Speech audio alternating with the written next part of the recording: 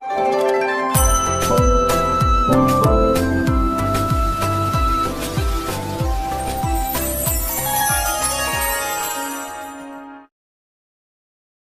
जगन्नाथ मु दिवाकर दास आपण मानक प्रणाम करुच्ची। महिला मानकर निजक विपद पकाउथिबा एमिति किछि अभ्यास जहाँ सुंदर घर को मध्य नर्क कर दिए।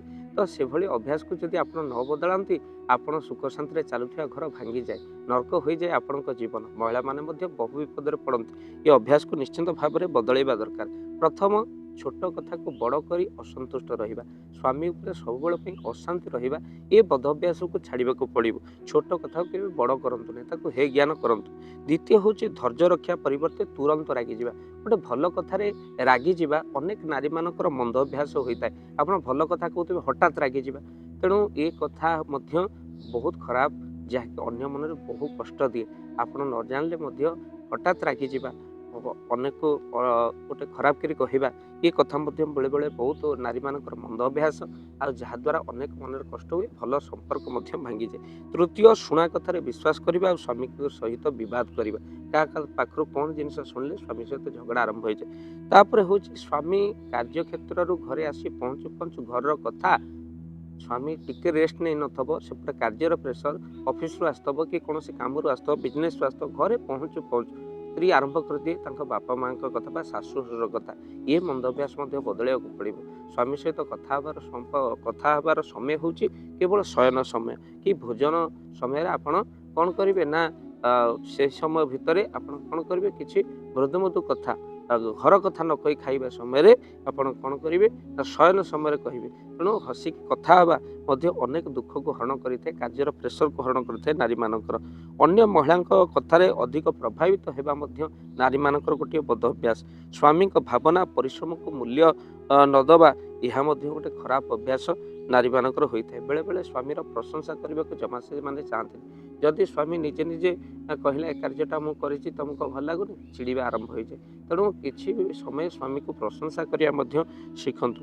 स्वामी को यथायथ सम्मान न देवा, पर आगे बेजित करवा, एमती किसी नारी मानकर बद अभ्यास होता है। ताकू आप एडजस्ट करवा दरकार। ता सहित अल्प रोजगार स्वामी को चलई आनिबा नारीर प्रधान कर्तव्य। तेणु खाली बापा माँ उदाहरण बा परिवार अनेक लोकंकर उदाहरण दे स्वामी को भाराक्रांत करने कथा बिल्कुल नुहे।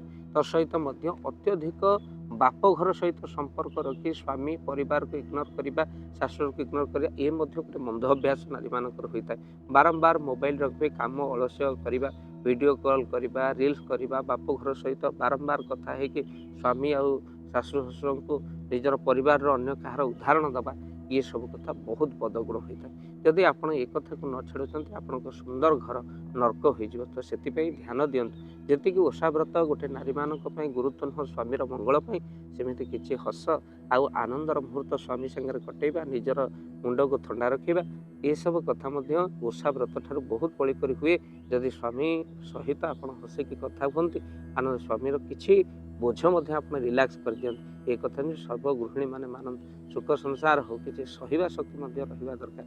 कहवा गुणटा भल नुहे, परम सहिबा गुण भल। तो भक्तबंधु ये वीडियो को निहाती भाव में शेयर करेंगे। आ चैनल रे जदि नुआ चैनल को सब्सक्राइब कर दिखाते। शेष कथा हो कौन ना स्वामी पाखे कि अझट करवा, जबरदस्ती करवा, जिद करवा, स्वामी रोजगार को न बुझी जबरदस्ती जिद करवा, यह स्त्री गोटे अवगुण होता है। ये गुण को निहाती भाव में आप छाड़तु। ओषा व्रत ध्यान गुड़िक करतु। सब गीता भागवत टी पाठ करूँ। स्वामी गुरु स्वामी परम बांधव, स्वामी सेवा नारी धर्म, स्वामी पादे मत अर्चना भक्ति अर्पित करू। गोटे नारी तीर्थ हो स्वामीर पाद। गत आम कौन भक्तबंधु शास्त्र कहले स्वामी पादरे सर्वतीर्थ, तीर्थ गमन सर्वव्यर्थ। तेणु से जो नारी स्वामी को सब प्रसन्न आनंद रखे ताको तीर्थ गमन आवश्यक ना। ये कथा जानवे वीडियो को निहात भाव में शेयर करेंगे। जय जगन्नाथ, जय पंचेश्वर।